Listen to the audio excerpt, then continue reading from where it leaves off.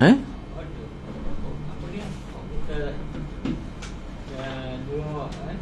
Mana muka 115 muka surat. Oh, ana ada catat ni. Okey. Baru ni al-majrah dia panggil al-majrah. Al-majarrah tu. Dia kita di sini dia buat Bima Sakti. Jadi ana tengok dalam kitab lah. Dia serupa dengan kamus Arab dan kamus Melayu. Serupa maksud majarrah ni. Kita panggil Bima Sakti tu. Sini ana buat. Ni ana terjemah ni daripada Arab. Dia terjemah hadis ni lah. Majarrah tu dia kata jaluran cahaya malap yang terbentang di langit pada waktu malam, yang terdiri daripada jutaan bintang. Ni setengah tu dia panggil nebula pada terjemah. Walaupun bagianan nebula ni lain. Tak apalah. Majarrah tu. Hak ni kalau dalam istilah dalam kamus hadis pun sebut gitu juga. Dia bahkan dia ada gambar nah. Dia macam berkumpul tu, dia nampak dia bukan gitu. Menegak dia gitu. Bintang-bintang macam dia duduk setopok itu. Dia duduk setempat, jadi dia mengeluarkan cahaya dalam bentuk memanjang gitu. Tapi tengah dia tu besar lah. Dia tunjuk gambar. Jadi anda tengok dalam kamus Melayu, kamus Indonesia, lepas tu kamus Arab, dia panggil fiqh Arabiah, majarrah tu. Ni. Orang kita panggil Bima Sakti.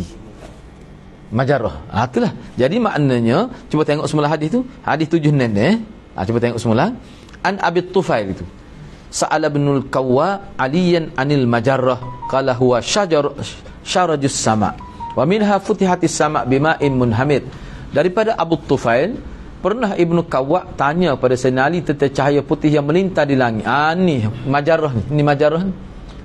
Jadi Bima Sakti. Jadi takrif dia dalam kitab Arab, sebab majarrah ni Arab. Takrif majarrah dalam kamus Arab dia sebutlah, dia kata jaluran cahaya malap dia tidak terang, tidak semua matahari, tidak seterang bulan purnama sampai curah bumi, dah dia buat atas langit, yang terdiri daripada jutaan bintang. Dia macam berkumpul gitu, duduk setepak. Siapa cuma cahaya dia betul panjang, dia berkumpul tu panjang gitu. Dah ni waktu malam, tapi cahaya dia tidak terang, tidak seperti kita kata kalau bulan purnama terang kat lah sampai jadi cerah bumi ni. Dia ni tu dia panggil majarrah. Kalau dalam bahasa Melayu ni panggil Bima Sakti. Dalam kamus Dewan pun Bima Sakti juga dia tu ni. Gitulah.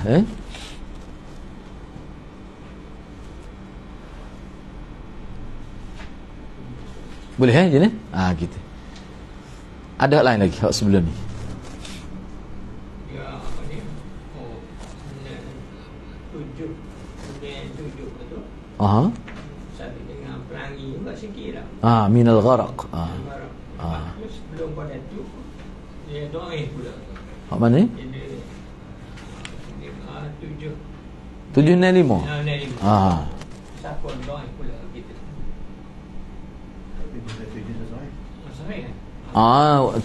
Sahih tu dari segi sanad. Dia sanad biasa. Cuba perhati Cuba perhati. Kalau kita tengok 765, Al-Hasan bin Umar mencerita kepada kami itu maksudnya Imam Bukhari lah. Dia kata Abdul Waris mencerita kepada kami dari Ali bin Zaid, ia berkata Yusuf bin Mihran. Jadi hak tani 767 tu lain daripada Ibnu Abbas tu. Lepas tu guru Imam Bukhari nama Arim. Hak tadi guru Imam Bukhari nama Hasan bin Umar. Dia sanad lain. Jadi bukan dhaif tu bukan matan. Sanad. Dia hadis dia kira sanad. Kadang-kadang matan sanad dia 50, dia kira 50 hadis. Tu kaedah pengiraan hadis. Matan sama katakanlah. Tapi sanad dia sampai 50 untuk hadis tu. Dia kira 50 hadis. Walaupun hadis sama, matan hadis sama. Sebab hadis ni dia kira sanad dia. 50 sanad, matan hadis dia kira 50. Tu kaedah dia. Dia kira sanad. Sebab ni kan kita kata lebih kurang tu maksud dia tu. Tapi apa hak ni, hak 765 ni sebut sini kan sanad dia dhaif. Dhaif tu sebab sanad tu. Sebab tu ada dalam istilah baik hadis tu matan sama, tiba-tiba hak ni dhaif, hak ni sahih. Dia kira dia bila cabut sekali hak tu dia kira sahih berdasar pada bantuan sanad lain, sokongan sanad lain. Mana hadis tu matan tu boleh diterima jadi sahih. Apa tu? Kalau tengok pada sanad ni tak tengok sanad lain. Kita boleh terima matan hadis tu. Sebab apa? Sebab tengok sanad lain. Jadi sanad lain tu orang panggil penyokong kepada hak lemah tadi. Gitu syawahid, mutabaah dia, apa istilah dia lah. Tu gitu je. Okey, ada lagi hak lain. Sebab kalau dalam syarah anak duk baca tu memang disebut terai lagi lah. Oleh Muannai jilid tu, Sailul Murajjab tu. Okey, boleh ni. Jadi sekarang ni kita pergi kepada mana tu? Muka surat 115 hadis 770 tu. Di bawah tajuk larangan mencaci masa. Larangan mencaci masa. Hadis yang kedua sini berapa hadis semua dia bagi anak pun tak tulis. Dua dua hadis dua hadis. Hadis yang kedua di bawah tajuk yang ke-331 larangan mencaci masa. An Abi Hurairah anin Nabi sallallahu alaihi wasallam qala la yaqul ahadukum ya khaybatad dahr qala Allah azza wa jalla ana ad-dahr ursilu al-layla wan-nahar fa idza syi'tu qabattuhuma wa la yaqulanna lil-'inab al-qarm fa innal karma ar-rajul al-muslim.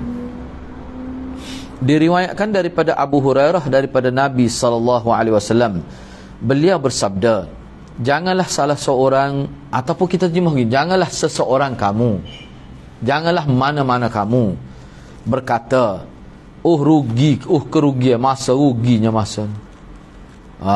Tu. Apa ni? Ya, tu boleh terima. Boleh. Kerugian masa. Bukan ruginya masa, kerugian masa. Dia caci masa tu. Tu maksudnya. Bahasa tu bahasa takbih dia panggil. Ya khaybatad dahr. Kerugian masa. Mana seolah macam dia caci masa. Kalau kita kan, misalnya kita buat kerja sendiri, ruginya masa aku ni. Tu tidak caci masa, kita caci perbuatan kita merugikan masa. Tidak. Maksud ya khaybatad dahr di mana? Kerugian masa. Mana dia macam mencaci masa tu. Tu tak boleh. Allah berfirman, aku adalah masa. Ni orang panggil hadis kursi lah.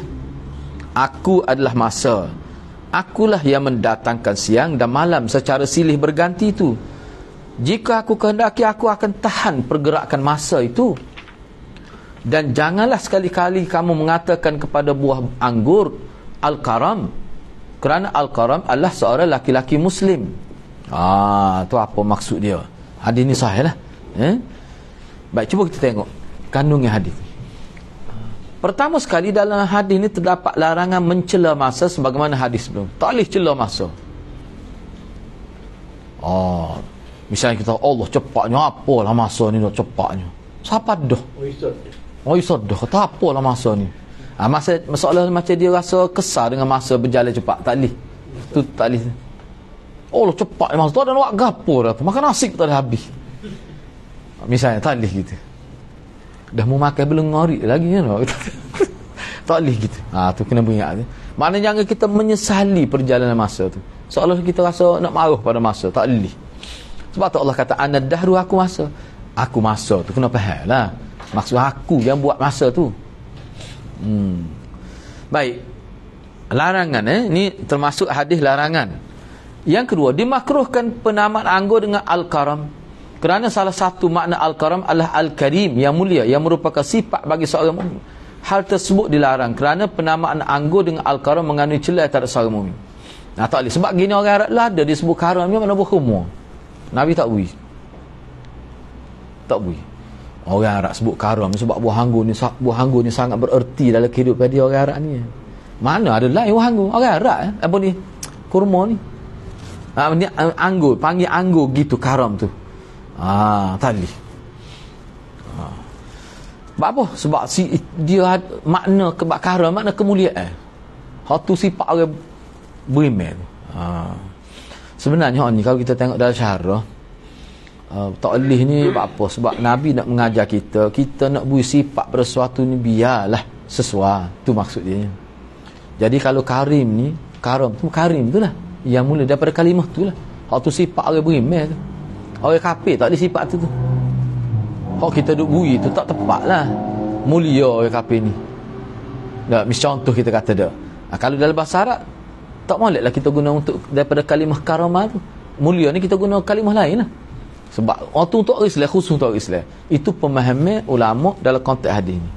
Kalau tuan nak tengok syarah tu. Lepas tu kalau kata juga siapa mereka haram ke, ulama kata tak, tapi di segi munasabah, kesesuaian. Sebab juga misalnya kita sayang kucing kita buh nama sahabat ke misalnya tu. Tak apa molek Abu Hurairah. Dia buh nama kucing dia. Memang Hurairah tu mana kucing, Hurairah tu kucing kecil. Tapi tak sesuai tu. Tak sesuai, tidak munasabah. Sebab Abu Hurairah ni bukan kira Hurairah, kira Abu tu. Waktu Nabi bui tu mana bui kepada bukan nama kucing, Abu nama sahabat. Tiba-tiba kita Abu Hurairah dengan nama kucing. Tak boleh. Misalnya dia benci pada pemimpin, dia tak nama pemimpin. Tak boleh. Kan niat gitu tak comel. Sangat tak comel tu gitu. Tak boleh lah tu sebab Fir'aun ni benda tak molek pula ni. Dia letak kau kucing dia Fir'aun. Ya Fir'aun. Patut abad dia ya Haman ni. Tak boleh lagi tu. Dia gini, ringkas ceritanya kalau kita baca dalam syarah dia ni, Islam mengambil kira munasabah. Munasabah kau buat gini. Sebab tu kalau guru ana masa dia kata semua Islam ni semua dia ambil kira munasabah. Pakaian kita beli kasut dengan luar biar agak apa panggil apa matching nak. Biar agak ada munasabah. Tak boleh walaupun kita kata benda tu tak haram mungkin, tapi munasabah tu dah mikir kau. Baju kita dengan warna kulit kita kena ada kira tu. Tu Islam ni sifat dia gitu. Dia nak comel.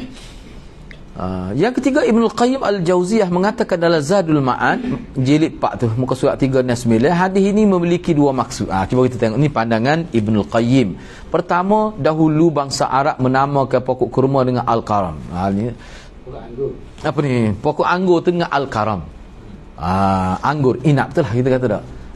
Dengan karam-karam ni makna kemuliaan. Kerana memiliki banyak manfaat dan kebaikan. Sebab dia tengok anggur ni jadi kaya dia dengan ada kebun anggur. Lepas tu makan boleh buat zabit kan? Buat zabit tak? Kering tu. Jadi dia tengok banyak sangat manfaat. Dia pun kata Al-Karam, pemurah sungguh. Dia punya pokok anggur ni banyak bui manfaat pada jadi kaya, makan pelbagai jenis. Makan berasas kepada zabit. Tu asalnya anggur tu. Oleh kerana banyak sangat manfaat dan kebaikan, maka dia pun sebut mulianya, pemurahnya kurma ni. Apa ni anggur ni? Dia pun kata Al-Karam. Orang bila tu berlaku zaman Arab Jahiliyah. Namun Nabi selesai membenci penamaan pokok anggur dengan suatu nama yang dapat mendorong jiwa agar menyukai anggur dan segala bentuk minuman khamr yang berasal darinya. Sebab dia ada kait dengan arak juga tu. Dia ada kait dengan arak juga tu.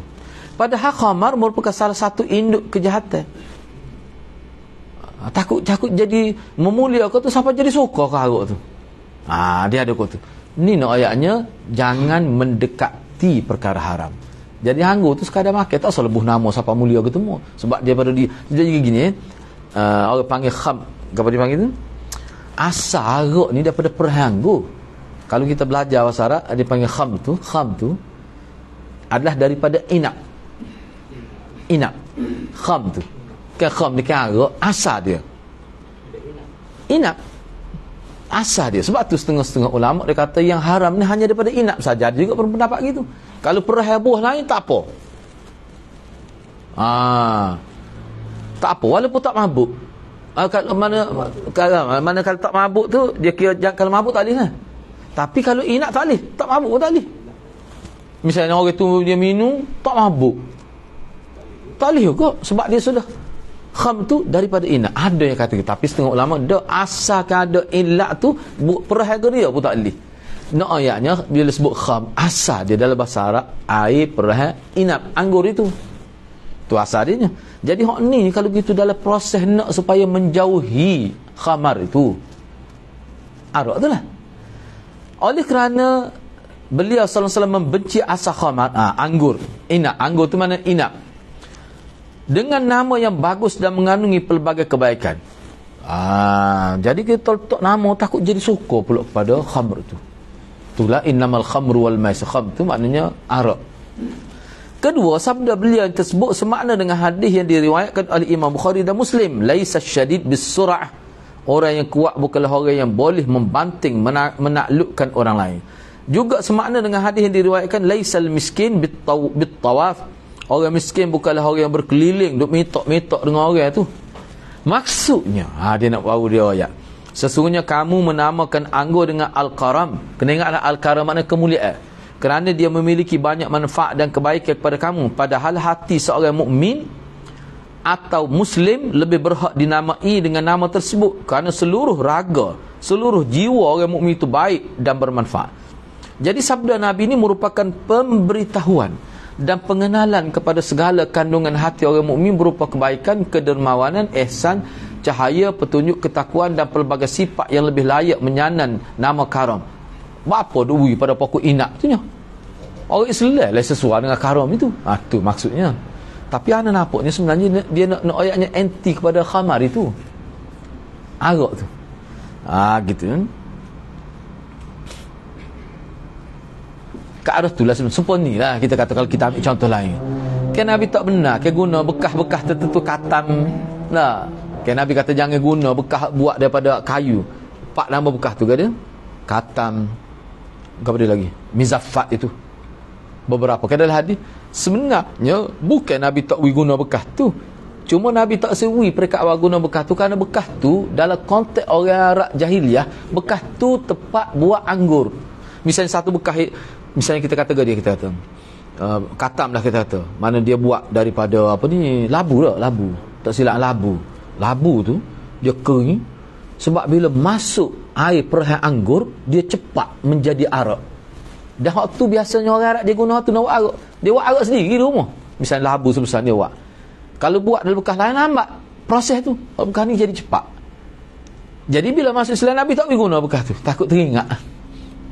Lama dia ingat arak, tak sedap mana lah. Kalau buah arak sedap sekali minum sebelum ni. Tak sedih teringat. Maknanya jadi bila umat Islam sudah terbentuk dah kehidupan, sudah tinggal tu, dah tak teringat dah ke arak, boleh guna apa bekas tu.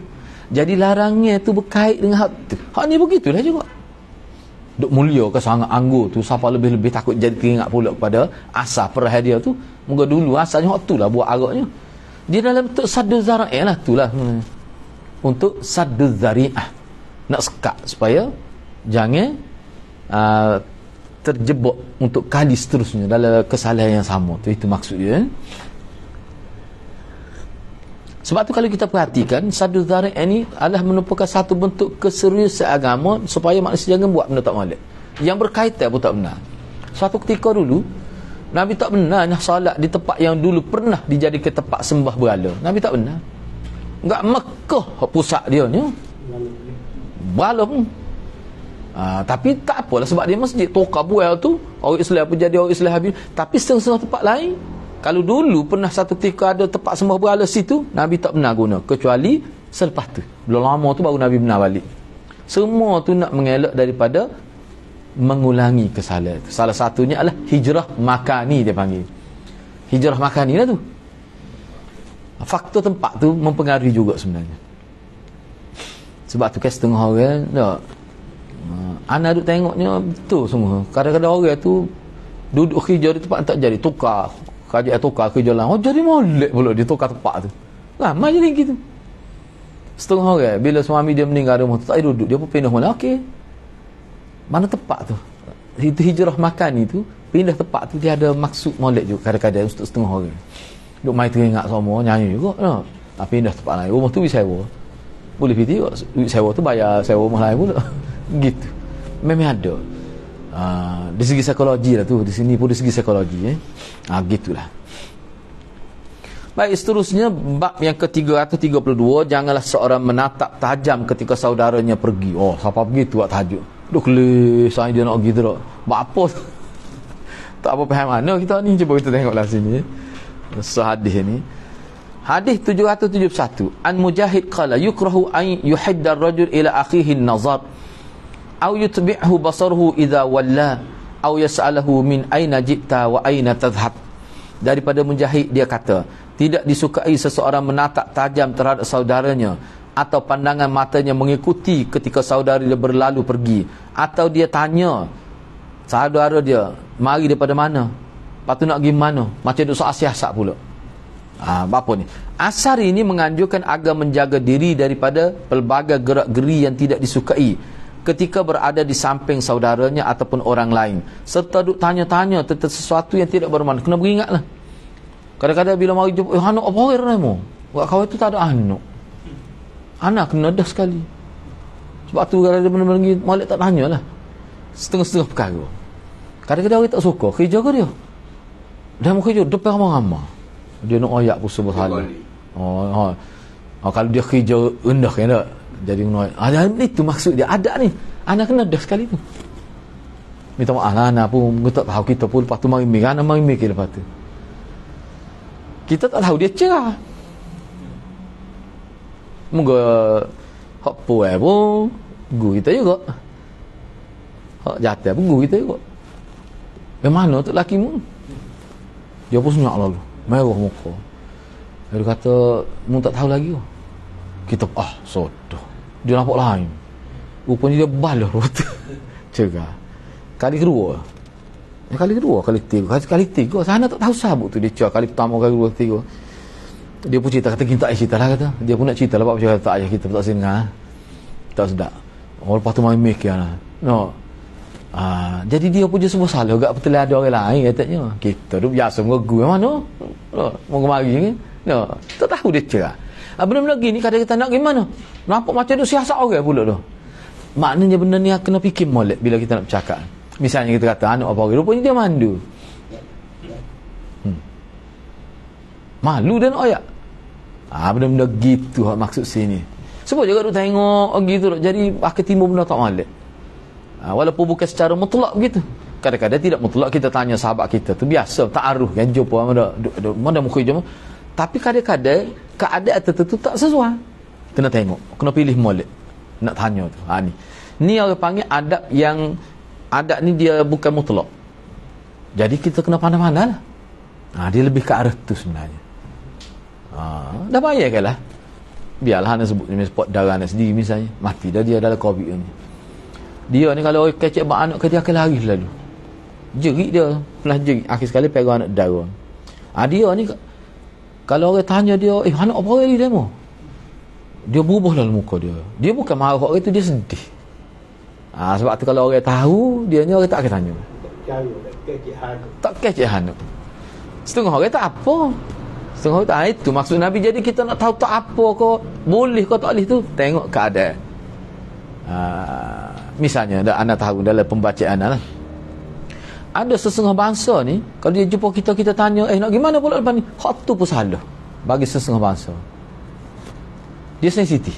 Kita kata kalau kita dia nak gimana pula lepas ni, kau nak klik mana biasa kita dah. Tapi mungkin setengah orang tak boleh, dan ada setengah bangsa tak comel gitu. Jadi benda-benda gini Nabi nak ayatnya kena faham lah keadaan tu. Ni benar tidak mengaji dalam bilik darjah ni. Tak ada sukat secara khusus ni. Kena faham sendiri. Orang Kelantan panggil dia jenis barang hak kena reti bahasa. Reti bahasa. Jangan banyak kecek, banyak soal gitu. Okey, habislah juzuk tu. Kita masuk juzuk lain pula. Bab yang ke-333, perkataan seseorang kepada orang lain, celaka engkau. Ataupun dia kata bodoh dah. Talih. Celaka ni buat pada bodoh. Ni kata-kata yang menunjukkan takbih. Tak boleh. Baik, cuba kita tengok di sini. Berapa hadis hana pun tak tanda. 1, 2, 3 4 hadis. Kena tanda lah 4 hadis.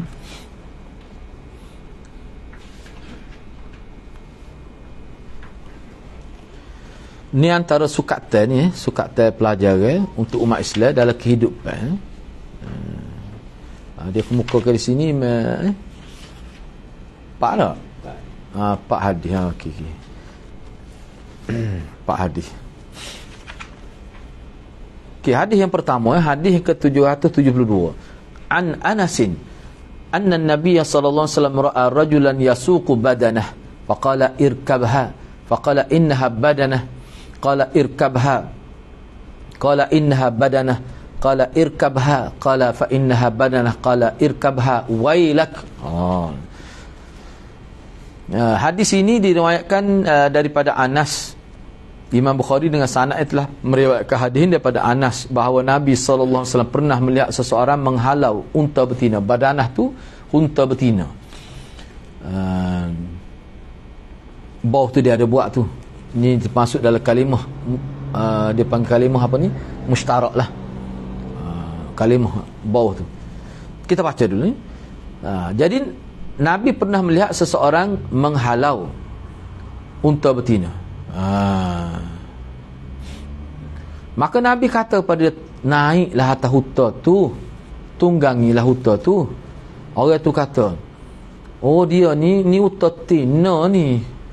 Nabi kata lagi, naiklah unta tu. Orang tu kata, ni unta tina ni. Nabi pun kata, naiklah unta tu. Kalau bahasa kat derah sikit tu muka acak hadis tu. Orang tu kata, unta tina ni. Nabi pun kata ke dia, tunggal lah, celaka.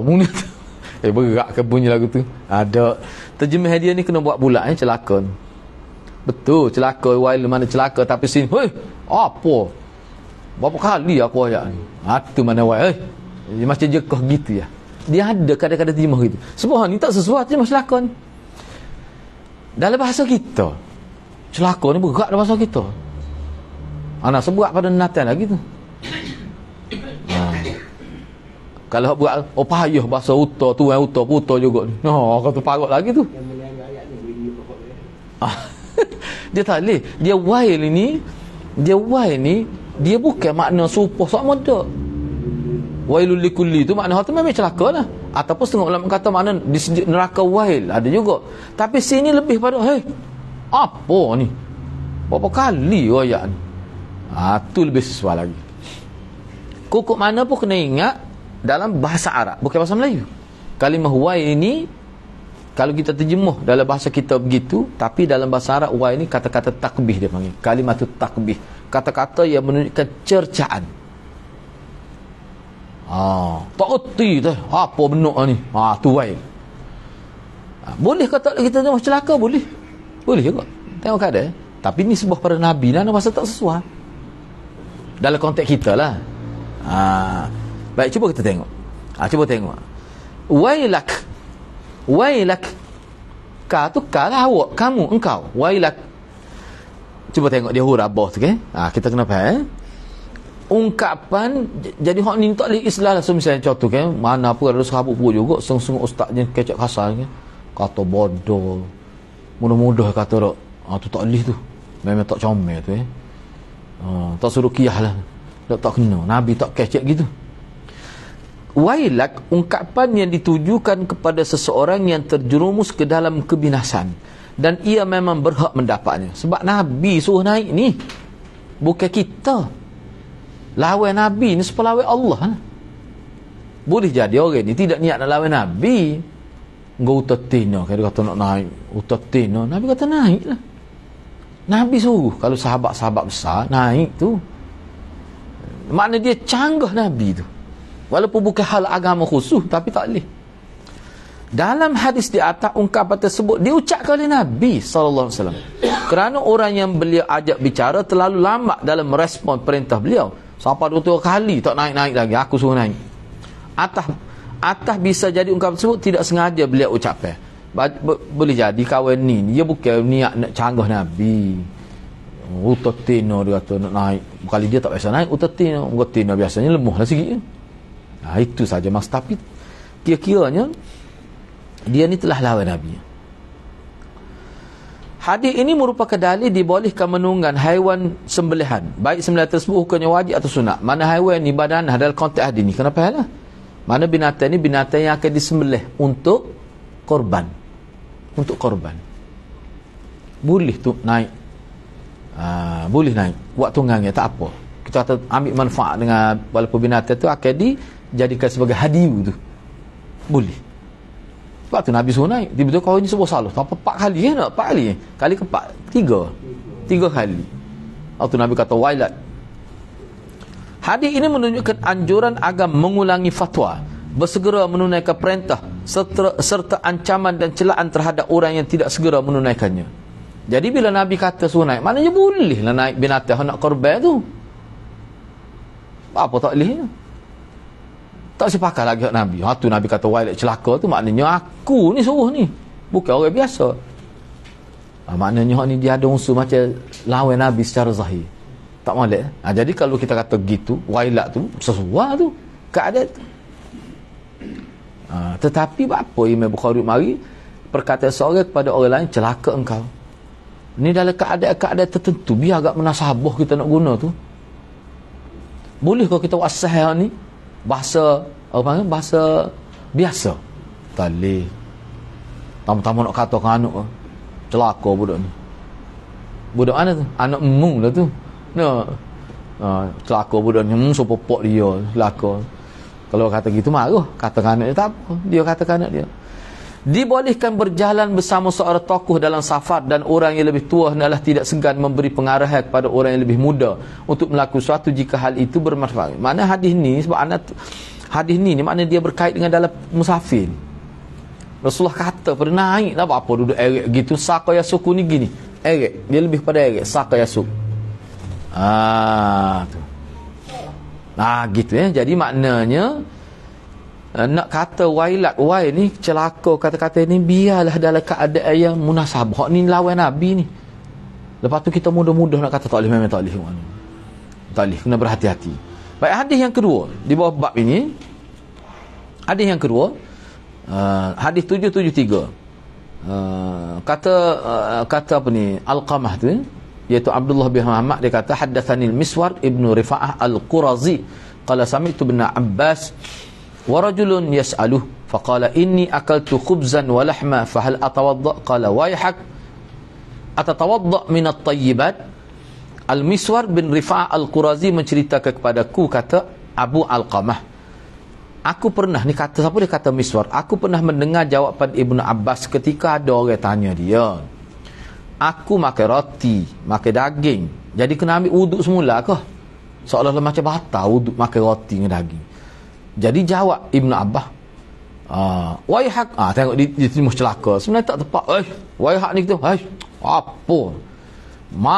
Makan ni hak halal, hak baik-baik, wuduk apanya? Tu maksud dia. Wayhak. Boleh kita kata. Kalau terjemah celaka berat tu. Dalam bahasa kita. Apa? Gitu mana wayhak.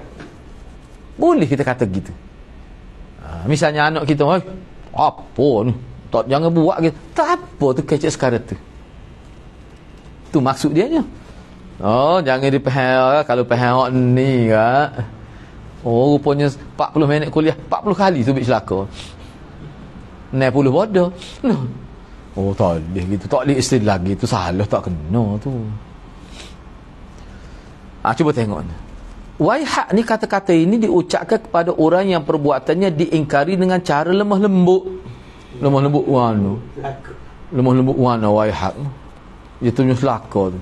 Sebab tak nak kata apa ni, tak boleh gitu. Gitu ya. Hadis ini menjadi dalil di sudut fiqh tidak wajib berwuduk setelah memakai makanan yang dimasak. Baik, tak apalah ni. Seterusnya kita pergi pada hadis yang ketiga. Cuba tengok hadis yang ketiga. Ada mazhab. Batal semuanya kalau pakai daging untuk. Ada. Tapi bukan semua. Ada sebut. Dia panggil unta liar. Unta kapur nak hemar. Itu hemar kapur. Unta boleh hemar tu tak? Hemar bukan unta. Hemar dia panggil apa? Hemar wahsi. Hemar wahsi ni hemar kapur lah. Tak. Dia tanya daging unta ni Nabi juga ni. Gitu. Tu dia khilaf ulama tu. Dia dulu. Kalau dalam mazhab Syafi'i tak ada masalah pun. Jumhur ulama tak ada masalah, ada kata gitu. Tapi anak satu tu masuk dah tu. Tak silap anaknya. Ada sebut lagi. Tapi dalam mazhab Syafi'i tak ada masalah. Tak apa mazhab Syafi'i. Anak pun tak ingat, tapi ada yang kata tak boleh lah, memang ada. Tapi kalau mazhab Syafi'i tak ada masalah. Lagi betul lah. Ada orang amal lagi sini. Ada ni? Ada tak di Mekah. Anak pun tak. Anak nanti anda cek balik, anak tak ingat mana siapa yang tapi ada lah. Ada. Tapi mazhab Syafi'i tak ada masalah, boleh. Oh mana tak akan Syafi'i yang sini. Bukan sini di Mekah lah, di Mekah ada. lagi ambil apa. Oh molek ke nanti anak cik anak pun tak ingat mau baca lama dulu. Supaya ni lah minggu depan kita akan bincang lepas iktidal ke. Iktidal tak hang sini kan mari tengok orang buat. Lagu mana kedudukan tu kita bincang minggu depan. Dia les Sunan Nasa'i. Kira kita ada. Pagi tadi pun di masjid itu ada Sami Allah liman hamidah dia tak sini.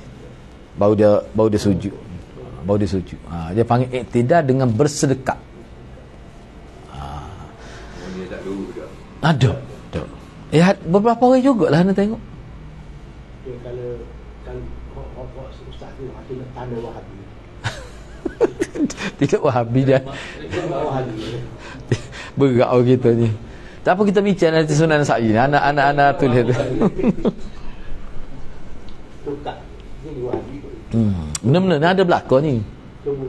Sebab tu anak buat belakang gini, anak buat kata gini, anak buat. Boleh. Berat sangat hati kita. Sebab buat gini kita, ada masalah hadis tu dikritik itu hal lain. Tapi ada ulama terima tu. Walaupun bukan pendapat jumhur tak. Dia tak boleh nak kata lah. Jangan dikata. Oh kalau nak kira letak sini pun ulama bahas kebuk atas pusat, bawah pusat. Setengah ulama Imam Nawawi kata tidak ada pengkhususan. Letak mana? Imam Malik salah satu pendapat dia, tak mana-mana strict gitu. Irsa dia panggil. Buat belakang. Ada sahabat buat tu pun. Dia tak perlu tu. Tak pakai duk gitu.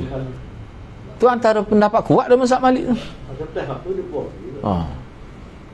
Tu tak ada gini lah. Allahu Akbar tu. Tak ada dakat qiyam. Tak ada sedekap dia panggil dakat qiyam. Kita panggil dakat qiyam sedekap. Talfik dia panggil talfik. Jadi hak gini tu kita bincang minggu depan insya-Allah. Ana tak sempat nak tulis. Molek juga kita tahu masalah kita nak buat asyik buat tu. Itu suku kira biar kita tahu. Lagu mana ulama bincang perkara itu. Baik, seterusnya kita pergi kepada hadis yang ketiga.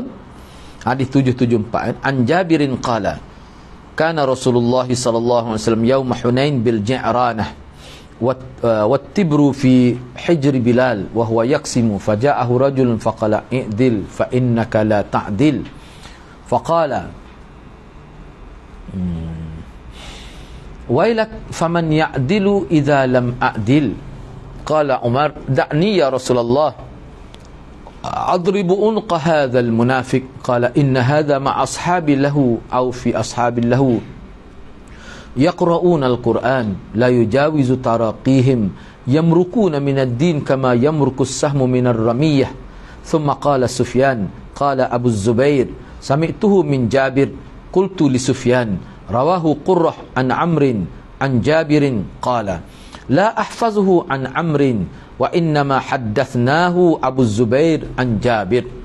Daripada Jabir ia berkata, ketika perang Hunain Rasulullah sallallahu alaihi wasallam berada di Ji'ranah. Ji'ranah sementara logam mulia berada dalam kemenangan Bilal yang saat itu dia sedang membahagi-bahagikannya. Kena tulis molek tu dia tu makna Rasulullah tu. Sementara logam ni sebenarnya emas ni. Emas tib bawah tu dia buat tu. At-tibru emas dan perak murni sebelum diolah menjadi mata wang dinar. Dia panggil dah. Mah dia panggil pak kita ni. Mah asal tak buat apa-apa lagi tu. Dia panggil tibr. Dia panggil dia istilah dia. Mah asli je. Maktu dah. Mah jaka maktu gitu lah. Dia tawak apa-apa. Tidak ditempa lagi. Tibr dia panggil. Belum diolah menjadi mata wang dinar dan dirham. Dalam bentuk jaka lah kita kata ni kan. Tibr tu. Logam situ maknanya emas ataupun perak emas perak yang belum ditempa menjadi duit lagi. Dia kata mulia tu maknanya hak asal gitu. Belum dibuat apa-apa lagi. Berada dalam kewenangan Bilal. Okey, Anas fi hijr tu asal hijr ni duduk ni. Ni, apa ni? Bilal jaga. Hijr asal mana ni? Pohon ni. Haribaan hijr. Ni apa ni kata kita ambil jubah ketakak gitu. Dalam kandi dia buat gitu. Dia buat gitu je. Dia pergi jubah tu, dia buat tu. Kemudian kena tanda tu. Yang saat itu ia sedang membahagi-bahagikannya. Ia tu makna Rasulullah tu. Bukan Bilal bagi. Bilal je pergi lah. Sakut silap faham pula. Supaya sesuai dengan asal lepas tu. Dia sedang membahagi-bahagikannya. Lalu ada seorang datang kata berlaku adilah. Dia suruh Rasulullah berlaku adil. Bagi molek Rasulullah. Dia kata gitu. Lepas tu dia wipaut lagi, sesungguhnya engkau tidak berlaku adil. Dia kata ke Nabi. Lalu ia bersabda, Nabi bersabdalah. Dia kata Nabi tak adil. Nabi kata kepada dia. Nabi kata wailak. Tadi waihak. Tadi waihak. Ni wailak pula. Celaka engkau. Kalau ni boleh nak kata celaka. Sebab dia kata Nabi tak adil. Tak ada. Nabi kata, jadi kalau aku tak adil, siapa lagi yang lebih adil daripada aku? Jikalau siapa yang akan berlaku adil, jadi siapa lagi yang berlaku adil? Kalau aku sendiri buat pun tidak dikatakan adil lagi. Mu tahu ke aku ni siapa? Aku ni Rasulullah. Gitu. Ni lah hak cerita itulah. Jadi setengah ulama kata ni orang Ansar. Nabi kata mu balik bawa Rasul. Bapak ni buat klip emas, perak kambing, menata gitu. Mu nak kambing ke nak Rasul? Seolah-olah gitulah.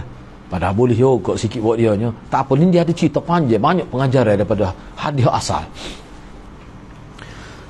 Bila dia kata gitu, maka Umar pun kata, maknanya saya Umar ada sini, wahai Rasulullah, biarlah aku memenggalih orang munafik ni. Ni munafik. Maknanya saya Umar kata munafik ni. Kalau sahabat tak mungkin kata ni. Peperangan Hunain ni tahun ke berapa? Tahun ke-5 tak? Kau mana tahun ke-9? Ana pun tak ingat tahun ke-9 tu. Makna tak okey tahun ke-9 sahabat tak terdidik lagi. Ni makna munafik. Sebab tu kalau tengok dari syarah pun memang munafik ni jenis gini, tak ada seorang. Dia bukan kisah ni saja, ada beberapa kisah jenis gini. Saya Umar kata, biar aku pengal lah lahir dia. Makna kalau tahun ke-9 ni makna sebelum Tabuk tak? Sebelum Tabuk lah. Sebab Tabuk terakhir. Maknanya kita kata tahun ke-9 lah. Tahun ke-9 lepas buka kota Mekah. Mana sebelum peperangan Tabuk betul lah, sebelum peperangan Tabuk. Baik, Nabi pun kata sesungguhnya bila Sayyidina Umar minta nak penggal lahir dia tu, Sayyidina Umar kata sesungguhnya orang ini bersama para sahabat dia atau di tengah para sahabat dia. Jadi dia ni baca Quran, tapi ingatlah Quran dia baca tu sekat lekong, tak sampai ke hati. La tujawizu hanar ni maknanya tak sampai lekong, ya, tak sampai ke hati pun. Mereka lepas dari agama sebagaimana lepasnya anak panah daripada busuk panah. Hak ni kalau kita tengok dalam syarah ni isyarat pada pokok dia ni lahir pokok Khawarij lah. Jenis biasa kata kat orang tak ada lah Khawarij ni paling ekstrim lah. Ekstrim sungguh Khawarij ni. Pokok dia pokok munafik tu lah. Pokok dia ni memang kritik orang charity. Kalau kita baca perangai pokok dia ni memang menyerabutkan lah masyarakat Madinah. Serabut dengan pokok dia ni. Tapi muka dia baca Quran, mai masjid nak buat mana? Gitu. Kemudian Sufyan kata, Abu Zubair berkata, aku mendengarnya daripada Jabir. Aku bertanya Sufyan, Qurrah meriwayatkannya daripada Amr daripada Jabir, gitukah betulkah gitu? Jadi Sufyan jawab, aku tidak menghafalnya daripada Amr. Hanya saja Abu Zubair yang menceritakan daripada Jabir. Nak ayatnya hadis ni ambil asal daripada siapa? Mana daripada Jabir. Dia waktu ittibir tadi kita baca tadi, rajulun di sini adalah Dzul Khuwaisirah disebut tu. Ni asal pokok ni khabarnya ni. Dzul Khuwaisirah At-Tamimi. Qala Umar, dalam riwayat lain yang meminta izin untuk bunuh orang tersebut bukan Sayyidina Umar tapi Khalid bin Al-Walid. Tidak ada kontradiksi, tidak ada pertentangan di antara dua riwayat ni. Hak minta nak bunuh kata Sayyidina Umar dan hak minta nak bunuh tu Khalid. Kerana hadis ni boleh dikompromikan. Bahawa keduanya memang meminta izin untuk bunuh. Khalid pun mana terliur sahabat titik nak bunuh ni. Khalid bukan kita lah. Umar kata kita lah. Mana hadis ni mana tak perlu kita tolak salah satu, terima kedua-dua. La yujawizu taraqihim. Sebab dalam setengah riwayat la yujawizu hanajirahum. Ada juga gitu. Semuanya bermaksud. Jadi tarakim ni bentuk jamak daripada tarku. Tarku. iaitu tulang di antara lubang leher dan bahu. Sini, alik ni. Kayak tempat tetok orang kayak di sini ni tulang. Bahu. Al-Qadi yang mengatakan sabda beliau tersebut memiliki, dia kalau kita kata unuk atas ni. Hal sebelah ni. Pada tekak tu sahaja dia banyak kalimah. Makna kalau tarak ni, apa ni? Tarak sini, alik ni. Kalau apa ni kita kata halq ataupun nahar sebelah tu sini. Kalau unuk sini, anq atas, bahagian tekak bahagian atas. Unuk dia panggil. Jadi tarak sini. Jadi sabda Nabi tersebut memiliki dua tafsiran. Yang pertama, hati mereka tidak memahami dan mengambil manfaat dari apa yang mereka baca. Makna baca Quran banyak jangan kira lah, tapi tak lepas lekong, tak masuk dalam hati. Makna tak faham apa satu baca, tak ada faedah baca Quran gitu, tak berubah perangai. Mereka tidak mendapatkan apa-apa kebaikan selain sekadar baca saja dengan menggerakkan mulut, tenggorok dan kerongkong semata-mata, tak sampai ke hati sikit habuk. Sedangkan Quran ni untuk hati, mulut baca tu untuk hati. Kedua, maknanya adalah amal dan bacaan mereka Allah tak terima. Allah tak terima. Tu isyarat ke arah tu. Baca Quran tapi setakat lekong ya hak kata. Tak sampai ke hati. Isyarat pada Tuhan tak terima. Ar-ramiyah, busur yang digunakan untuk memanah. Busur ni kan dia ni hak melekong tu. Ni dia panggil anak panah, dia panggil nabl dia panggil. Anak panah nabl. Nabl kita letak di ramiyah dia tu, pampuk. No, ayatnya mudah saja murtad bawa ni. Tapi kadang dia tak sedar dia murtad. Tu. Hadis ini merupakan dalil bahawa ada sebagai manusia secara zahir dia baca Quran, namun mereka tidak memegang teguh ajaran Al-Quran, baik secara zahir ataupun secara batin. Al-Quran tidak masuk ke dalam hati nurani mereka.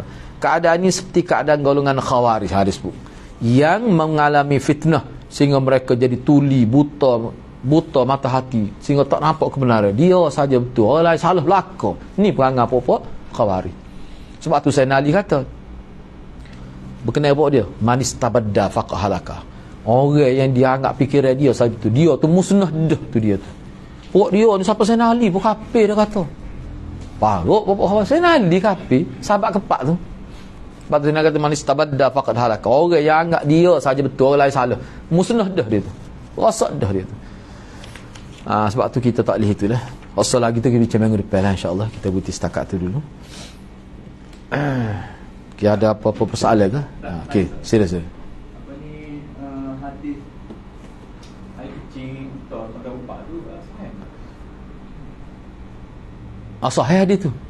Hadis tu sahih, cumanya maksud dia tu lah ulama bincang. Maksud dia tu. Dia gini Ana dulu masa ngaji Maulana bincang aku dah kata pokok nak pergi. Sebab tengok dalam internet ada je kita ada mulut. Bawah dia punya tempat kecil tu. Dia gini tak. Dia sebenarnya zaman Arab jahiliah dia ada tu. Dia bukan minum direct tadah mulut supaya tadah di pai air tu dak. Hak ana duk baca maksudnya air kecil tu ni salah satu juzuk untuk dicampur dengan bahan lain. Misalnya campur dengan susu, lepas tu dia ada campur bahan lain. Dia boleh untuk penyakit busung, penyakit perut buncit. Ada. Bukan pure kencing tu dah. Ada. Tapi ada ulama kata sebabnya bagi ulama yang mengatakan binatang yang halal dimakan, maka halal lah dia punya air kencing tu. Tidak jadi hari ada. Tapi anda tak pakai pendapat tu. Lugar. Kita pakai pendapat tu dia campur. Ada anda tengok dalam syarah. Ni dia ambil hadis tu lah, hadis sampai suruh minum air tu. Iyalah. Kalau tu pun tu sebelah dengan orang dia. Air tu. Dia sembelih betul. Tapi dia cakap tu, tapi suruh minum air kecil tu. Iya. Dia minum segala tu. Dia sembelih betul. Jaga betul. Cerita tu sebenarnya popok ni popok yang khianat lah disebutnya. Dia pergi sebenarnya minta tolong Nabi bantu bukan Nabi jamu makin ni mana sahabat bantu dia tu bila dia sihat, lepas tu dia sakit perut dah sebut dah. Padahal unta tu bukan unta Nabi, unta sahabat. Unta zakat dah. Unta zakat. Nya pergi semulih. Dia sudah minum segala semulih. Tu sahih hadis tu. Baik, isu dia sekarangnya dia gini. Apa yang Nabi tu ayat perincian? Sebabnya benda tu ma'ruf dah. Cara guna air kencing unta ni adalah dengan cara tertentu yang ma'ruf zaman tu. Sebab tu tak payah sebut tu. Setengah ulama dia pergi gitu. Setengah ulama tak tengok zahir hadis tu minum air kencing terus. Sama ada tadah, kau tadah mulut gitu lalu. Ada ni tengok dalam internet ya tadah mulut tu. Berjeruk muka ni. Anda kata tak mungkin Nabi suruh gitu. Tapi kukuk mana pun ada lah. Anda tahunya dia campur susu. Lepas tu dia campur rasanya tak silap tamar gitulah. Anda tengok, anda kena cek semula. Dia ada campur beberapa bahan lain. Bukan mentah-mentah gitu dah. Dia untuk penyakit busung, perut buncit. Boleh mati ni penyakit busung ni. Gitulah. Semua di India lah. Jadi bukan dia lembu lah dia tahi lembu tu dia buat berbagai. Masuk. Hak dia sini ni memang tahi lembu ni. Dia makan dia pula. Tu. Masuk dalam makan dia. Sebab apa muka Tuhan kan suci. Gitu. Siapa begitu sekali. Kalau anda tengok air kecil dia tak ada hangat, dia lomba tubuh gitu. Biasa kita tengok dalam internet tu. Gitulah. Tapi hak tu sebenarnya jadi hak tu muka kacung tu meluah tu sampai Arab tu. Kalau kita baca dalam kitab tu. Tapi cara tu anda sebab kalau nak minum dogo-dogo gitu. Tapi ada yang kata gitu pun. Okey, masak. Asal ini boleh kata holy. Gak dia? Asal ini. Nanti ada minailah ni.